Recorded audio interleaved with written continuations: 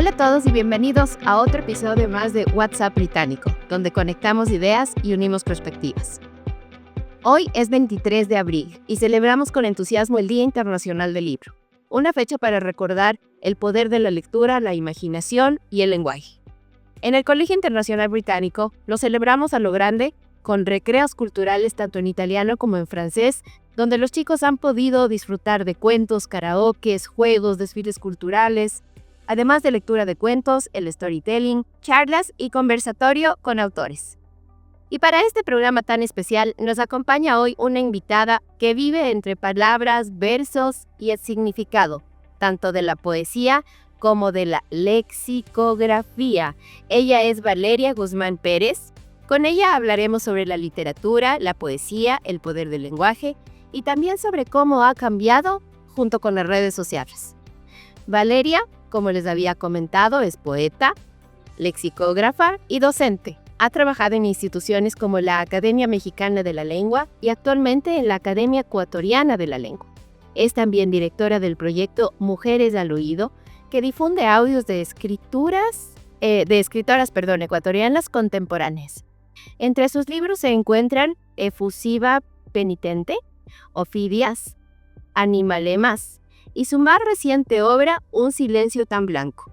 Ha sido reconocida con premios nacionales e internacionales en poesía y ensayo, incluyendo el Premio Ciudad y Naturaleza José Emilio Pacheco y los fotos concursables del Ministerio de Cultura del Ecuador. Así que para nosotros es un honor tener el día de hoy a Valeria aquí en nuestra radio. Valeria, bienvenida. Muchas gracias por tu tiempo y por dedicarnos a este espacio.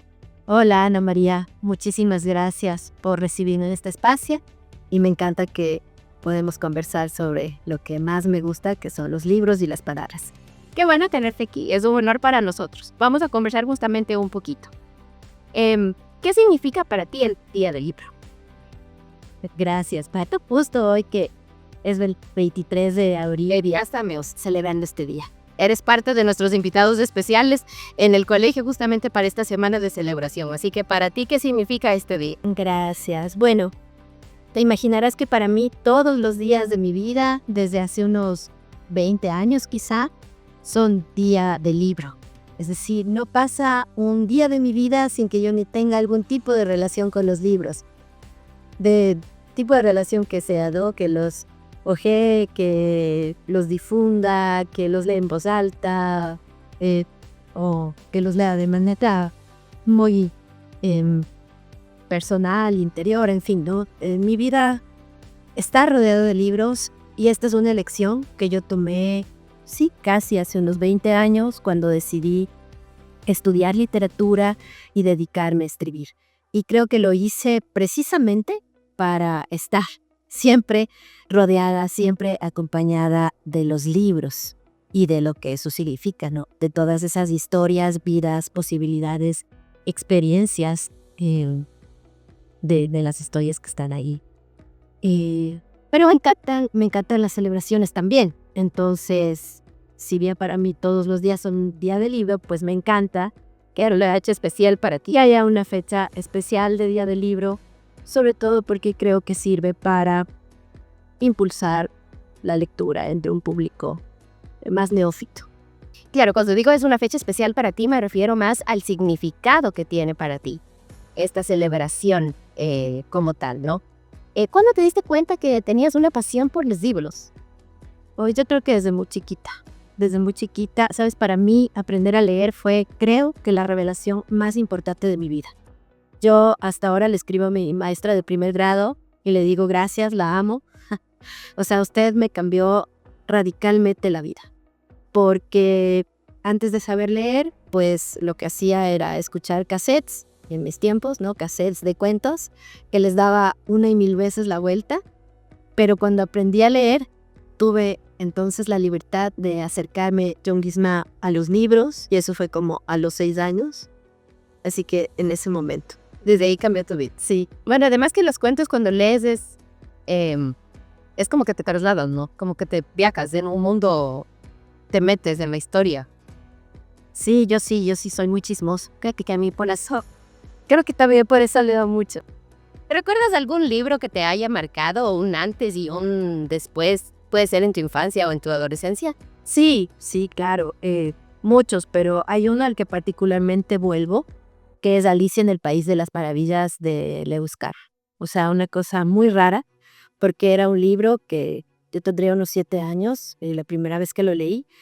Es un libro francamente inquietante, ¿no? Entonces yo siempre decía, es un libro que leía como con un ojo abierto y el otro cerrado, como queriendo saber y no saber qué es lo que iba a pasar con Alicia. Y Alicia es un personaje que me ha acompañado largamente en mi vida. Ese es el que tú definirías como que sí, sí es tuyo. Se indicaré marcó. Lo llamaría Alicia. ¿Cómo descubriste la poesía como una forma de expresión? Porque tú eres además poeta. Claro, bueno, es una gran pregunta esa de como una forma de expresión, porque la poesía como tal la descubrí también en la infancia. Mi madre es nicaragüense y es de Nicaragua, porque es un país muy chiquito, ha dado grandes poetas. Uno de los más grandes es Rubén Darío, pero claro, también está Ernesto Cardenal y actualmente Yoconda Belli, por ejemplo, Claribel Alegría, en fin. Entonces es un país que tiene mucha relación con la poesía y mi madre, que hacía oratoria cuando era joven, se sabían los poemas de Darío de memoria. Entonces, cuando yo era niña, mi mamá en lugar de leerme lo que hacía era sentarse a la orilla de la cama y recitar. Entonces mis primeros encuentros con la poesía fueron esos, ¿no? La voz de mi madre recitando a Darío y también mi abuelo paterno, que tenía por costumbre en una vieja máquina de escribir, pues ya era un jubilado, pasaba las tardes transcribiendo poemas de Víctor Hugo, ¿ya? Pero cuando transcribía los decía en voz alta. Entonces creo que estas dos cosas marcaron mi primera relación con la poesía. Y luego ya como una forma de expresión, pues es un poco un tópico común, pero fue en la adolescencia, que yo creo que un poco todos cuando estamos en el amor y sobre todo en el desamor o en la imposibilidad del amor, nos da por escribir poemas. Claro. Entonces ahogas. Claro, una catarsis. Entonces ahí me dio por escribir poemas, ahí descubrí la poesía como una forma de expresión.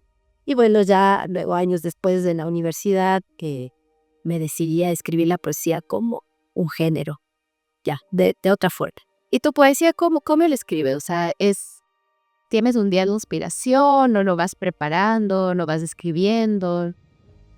Ya, bueno, yo soy como una especie de cenicienta de la poesía, algo así, porque yo creo que la poesía, a diferencia de la narrativa, no tolera tanto programas cosas. Ya. Yo siento que cuando estás escribiendo un ensayo, por ejemplo, tú sí que te puedes programar, ¿no? Dices, bueno, voy a escribir sobre, qué sé, los poetas rusos de la Edad de Plata, digamos. Y voy a hacer una introducción que vaya así, y esto lo voy a escribir mañana y pasado, güey. Ya más o menos temas un programa, pero lo planifico. Sí, pero la poesía es muy caprichosa, estructura, al menos en mi caso. Y yo por la poesía siempre me dejo llevar, es decir, soy obediente. Cuando viene esta inspiración, como tú le dirías, como un rayo, te parten dos, Que te vienen las ideas. sí, pues entonces escribo. Y es a la hora que le dé la gana, además. Porque, por ejemplo, como Fidias, que es uno de mis libros, me pasaba que me despertaba en la madrugada. Se cuenta que está en el sueño más profundo y es una cosa muy loca lo que voy a decir, pero yo escuchaba cosas y me tenía que en ese momento sentar y escribir, no, a la hora de la madrugada que fuese. Es un libro muy tortuoso porque salió así. Y ya, depende mucho del libro que esté escribiendo, pero en general la poesía no es una cosa que yo programe tanto, es una cosa que acontece para mí. Y depende también de en qué momento estés emocionalmente o no. Sí, no, porque yo no creo que no he identificado, tal vez con los años lo haré, no he identificado cuáles son esos disparadores de la imaginación, por decirlo de alguna forma, ¿no? O sea, por ejemplo, tengo igual en un libro que se llama Tremor de golondrinas, un poema sobre una jaula en un mercado de antigüedades. Y eso fue literal. Es decir, yo llegué al mercado de antigüedades y había una jaula gigantesca dorada. Y la primera cosa que se me ocurrió es, ¿alcanzaré adentro de la jaula? Y en ese momento me senté en este mercadillo, saqué un papel y me puse a escribir, ¿no? justamente sobre si tendría la posibilidad de entrar en esa jaula, si alcanzaría, en fin. Entonces, no lo sé, a veces son como cosas muy concretas de la realidad las que disparan, a veces otras cosas más interiores o filosóficas, depende siempre. Y un poema así cortito que nos puedas en este momento dedicar. El único cortito que me sé es un poema de mi primer libro, que pues si quieres se los digo. Sí, compártelo. El poema es: si ya profanaste el templo, ¿qué esperas para saquearlo todo? Pero un poco más, es un libro poesía erótica, entonces Sí, por eso dije pregunta.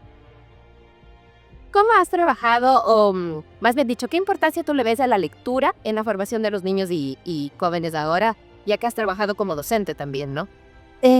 sí, yo he sido docente, pero en realidad he sido docente de lingüística a nivel universitario. Entonces doy clases que tienen bastante profundidad teórica. No he tenido yo la suerte de trabajar con niños más pequeños o con adolescentes. Por lo tanto, no tengo yo tampoco mucho conocimiento de mediación lectora y estos temas, ¿no? Entonces, Pero, y con tus alumnos, por ejemplo. bueno, claro, pero mis alumnos ya son adultos. Sobre adultos, por lo general interesados en la literatura, pero que son de carreras de literatura, lingüística, de lengua, en fin. ¿Tú cómo ves que has cambiado el lenguaje a lo largo del tiempo? Por ejemplo, desde que tú eras niña, las formas, ahora con las redes sociales. Ya, bueno, esa es una pregunta complicada porque yo creo, vamos a ver, que de mi infancia para acá no ha cambiado tanto, sino es por, digamos, eh, la incursión de la tecnología, de las computadoras, del mundo digital. Allí yo podría notar o ver Que hay nuevas formas de escribir, por ejemplo. Sí, a ver, pero lo que pasa es que es un poco complejo porque para contestar esa pregunta uno tendría que pensar en la profundidad histórica de la lengua española, ¿no? Que es bastante, más o menos desde el siglo VIII para acá. Luego pensar, por ejemplo, que no hablamos como en la Edad Media, que no hablamos como en Miocid, que no hablamos como el Quijote, que va evolucionando, sí, claro, que hablamos más o menos como en el siglo XIX, es decir, el siglo XIX para acá, los cambios de cimiento, digamos, en la lengua han sido pocos en realidad. Entonces, claro, tú me preguntas sobre, digamos, el español de mi infancia y el de acá, y en términos, sobre todo como lingüista, te diría, cambios significativos no hay, ¿no? Pensando como lingüista. Ahora, pensando en cómo la realidad cambia y la lengua está inmersa en esa realidad, creo que lo que ha habido es esto, ¿no? Como esta incursión del mundo digital y la lengua con respecto a ese mundo digital. ¿Pero seguimos respetando el lenguaje como tal? ¿O crees que ya esta línea un poco delicada y sensible se rompe? Es que esa línea es delicada y sensible por los puristas. Es complicado. Siempre que me hacen esas preguntas son bien complicadas porque soy como al mismo tiempo el ángel y el demonio. El ángel en el sentido de que las academias de la lengua, yo he trabajado para dos, primero la mexicana, ahora la ecuatoriana. Las academias de la lengua son instituciones normativas, es decir, que están instituidas para que los hablantes de una comunidad lingüística, en este caso los ecuatorianos, recurran a ellas para saber cómo se dice, cómo se habla, cuál es la manera correcta. Pero soy el demonio porque mi formación es de lingüista y los lingüistas no decimos cómo se dice, describimos la lengua tal y como es. Entonces, claro, para mí somos la salida. Claro, son estas dos cosas tirantes porque además la lengua es una especie de ser vivo que está en constante evolución, ¿no? Que cambia y que debemos nosotros la razón de esos cambios. Y tú, por ejemplo, en la poesía que haces, ¿no es cierto? Ahora tenemos esto de los emojis, los memes, los hashtags. ¿Van también dentro de la poesía en esta evolución? Me encanta, yo he visto poemarios que sí, sí. Ya. Ajá, es que a mí estas cosas me Como inclusivo, ¿no? O sea, a mí a veces me dan tienes dos opciones, o te integras y te unes, o definitivamente tomas la posición de rechazo y no los usas. claro, claro. O sea, tienes estas 2 opciones. Yo, por ejemplo, en mi poesía no lo uso, pero no por purista, o sea, no lo uso porque, digamos, no, No está acorde. sí, o sea, no se ha dado el contexto, pero ojalá en un futuro lo pueda hacer, me encantaría.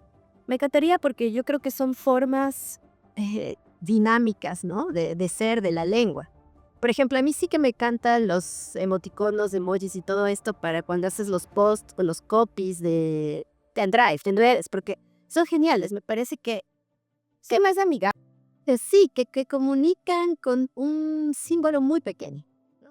Tienen que ver además con otros sistemas de escritura, pensémoslo así. Nosotros tenemos un sistema de escritura que es alfabético, o sea, un alfabeto, un abecedario, ABCDFG, pero hay sistemas de escritura que son ideográficos, por ejemplo, los kanjis, ¿no? Del japonés, o, o del coreano, en fin. Es decir, hay que pensar que no somos como el ombligo del mundo, ¿no? O sea, el español sí que, como decía hace rato, es una lengua que ha superado los 600 millones de hablantes en el mundo, pero no es la única.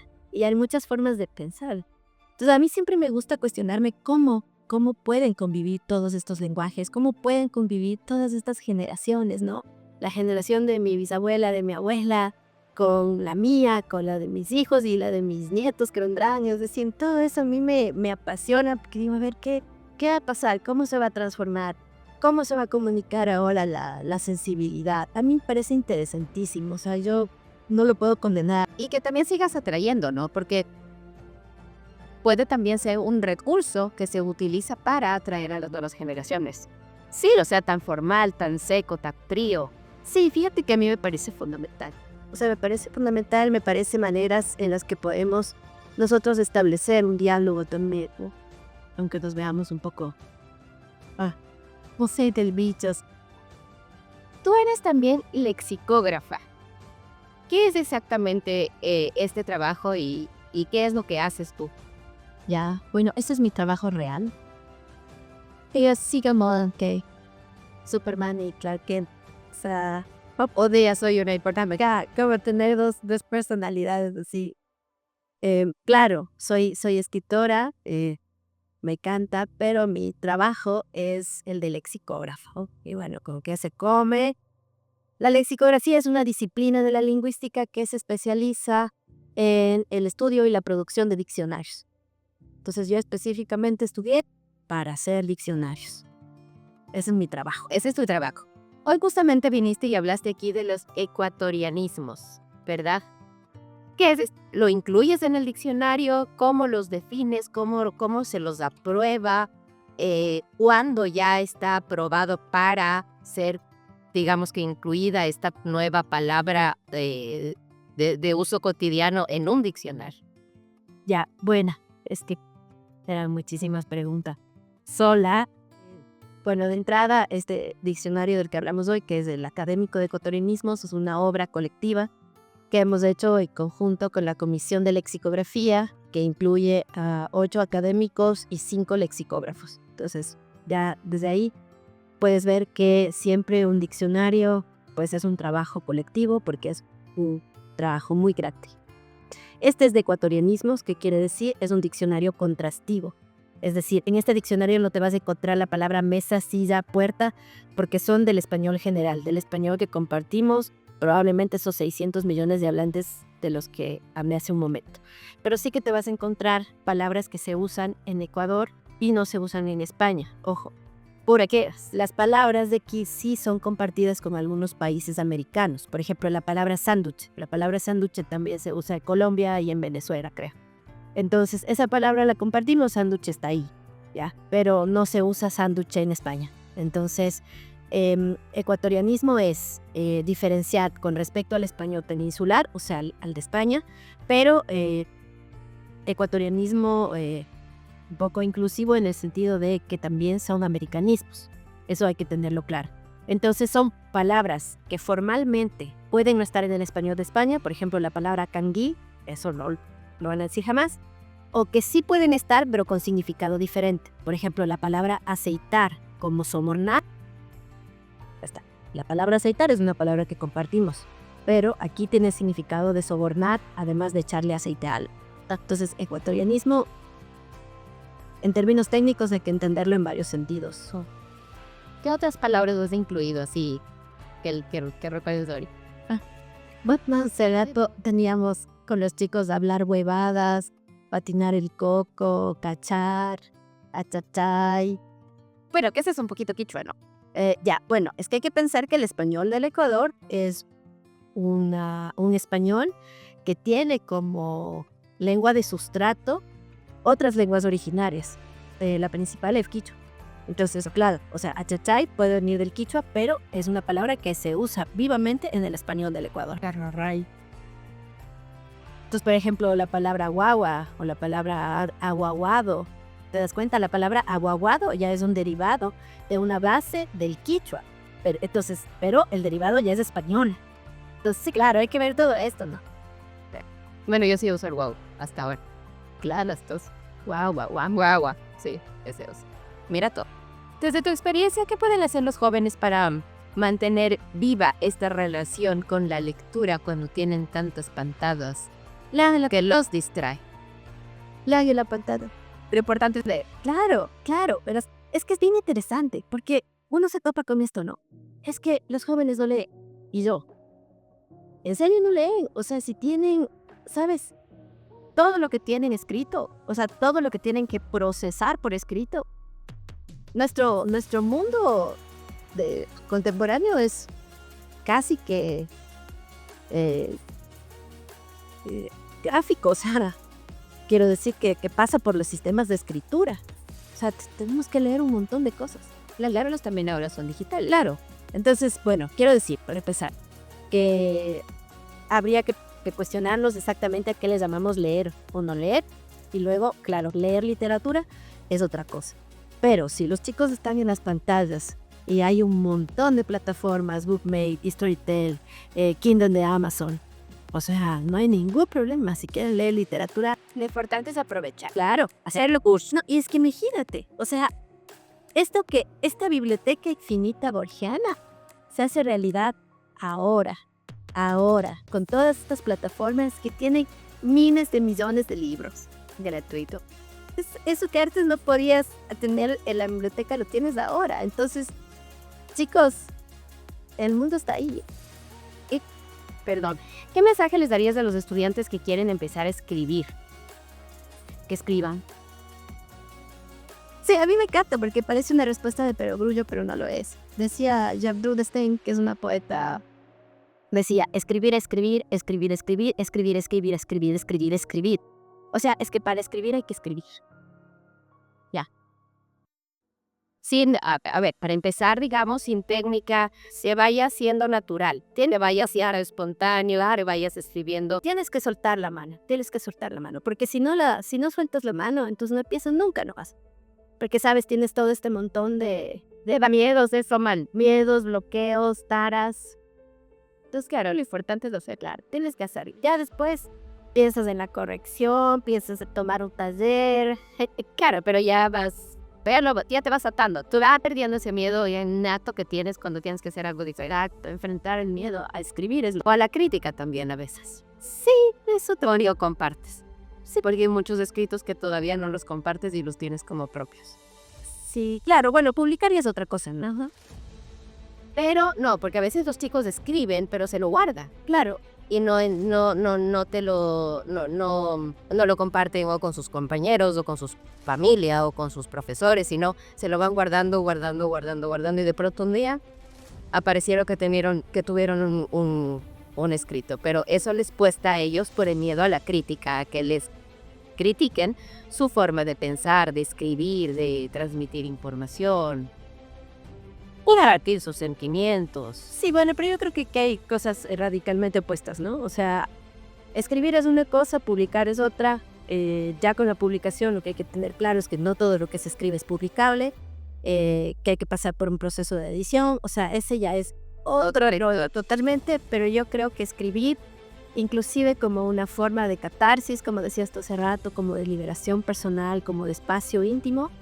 Creo que hay que hacerlo y que todos pueden escribir. Todos podemos hablar, pasa eso, hay un pasa algo y yo prefiero escribir y así me desahogo. Y suelto. Finalmente, ¿qué lugar ocupa la poesía, crees tú, hoy en día en un mundo tan rápido y digital? Eso es una pregunta muy loca, porque sabes que yo oigo siempre que la poesía es como el género más desatendido, que la gente no lee poesía, que la gente no entiende poesía y tal. Pero hay un montón de poetas. Es decir, hay un montón de gente escribiendo poesía. Y actualmente hay un montón de libros también de poesía, como dices tú, gratuitos y distribuidos en plataformas digitales. Yo creo que justamente este mundo digital nos dio la posibilidad de democratizar, para bien y para mal, ¿no? Tienes bloque de elección. Claro, exacto. De democratizar, o sea, de que haya la posibilidad de que se difunda. Entonces yo creo que la poesía está muy activa, sobre todo la poesía escrita por mujeres actualmente, que la poesía es justo esa piedra paciente, o sea, ese lugar en donde te detienes un momento a contemplar y a reflexionar, ¿sabes? Porque yo creo que la poesía no es un género literario que se pueda leer con mucha agilidad como otros. Entonces la poesía sí que te obliga a detenerte en las palabras, a regresar sobre los versos. Así que yo creo que la poesía actualmente, primero se produce, está activa, y segundo, ocupa un sitio muy importante, porque en un mundo que va muy rápido, la poesía va a contracorriente de ese mundo muy rápido. Además que es algo que sientes, no que interiorizas. Bueno, esperemos que sí. Usualmente pasa eso con la poesía. Valeria, muchísimas gracias por esta conversación. Realmente ha sido un honor para mí tenerte aquí. Un placer conversar contigo y aprender también de ti, de todas tus historias y sobre todo admirar el trabajo que estás haciendo hoy de ti. Muchísimas gracias, Ana María. Ha sido todo un gusto para mí. Y eso. Nos dejas con muchas ideas sobre la poesía, el lenguaje y cómo cada generación transforma las palabras según su tiempo. Hoy celebramos el Día del Libro, pero también la posibilidad de expresarnos, de imaginar, de transformar y de transformar un mundo en nuestras palabras. Así que Valeria, nuevamente gracias por tu generosidad de tu tiempo, al personal docente por haber organizado estas jornadas literarias muy interesantes para los estudiantes y a ustedes como nuestra audiencia. Gracias por escuchar WhatsApp Británico, donde conectamos ideas y unimos perspectivas. Nos escuchamos la próxima vez.